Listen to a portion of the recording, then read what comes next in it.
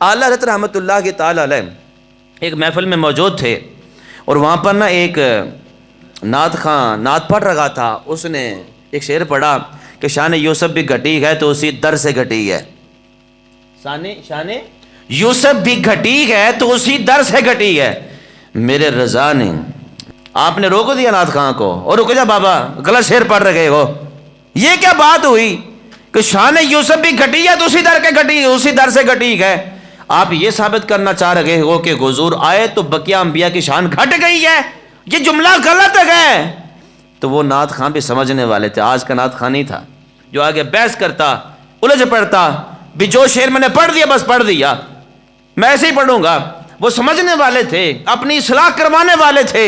کہنے لگے کہ حضور اگر میں نے غلط پڑھا تو پھر آپ بتائیں کہ اس کو کس طرح پڑھنا ہے, اس شعر کو کیسے پڑھنا ہے.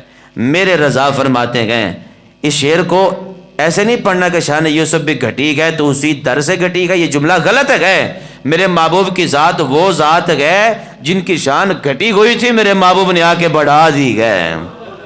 تو آپ نے جملہ یہ پڑھنا ہے شان یوسف بھی بڑھی گئے تو اسی در سے بڑھی گئے.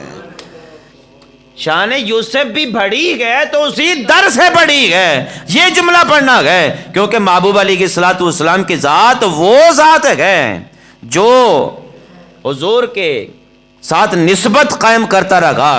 حضور سے نسبت قائم کرنے سے پہلے اگر کوئی کسی اور درجے میں تھا, لیکن جب حضور کے ساتھ نسبت قائم ہو گئی تو میرے مصطفیٰ نے عزتیں بڑھا دی گئے. میرے مصطفیٰ نے عزتیں بڑھا دی گئے. صدیق پاک کو دیکھیں, کل تک صدیق پاک حضور کے بارگاہ میں نہیں آئے تھے تو مقام نہیں تھا, لیکن جب حضور کی بارگاہ میں آ گئے تو میرے مصطفیٰ نے لقب عطا فرما دیا صدیق اکبر. صدیق اکبر, سب سے بڑا سچا, سب سے زیادہ سچ بولنے والا. عمر پاک کل تک ابو جہل کے بھیڑ بکریاں چراتے رہ گئے, لیکن حضور کی بارگاہ میں جب آئے تو میرے مصطفیٰ نے فرمایا فاروق اعظم. فاروق اعظم یعنی فرق کرنے والا, اسلام اور کفر میں فرق کرنے والا, عدل کرنے والا, عدالت کا امام بنا دیا.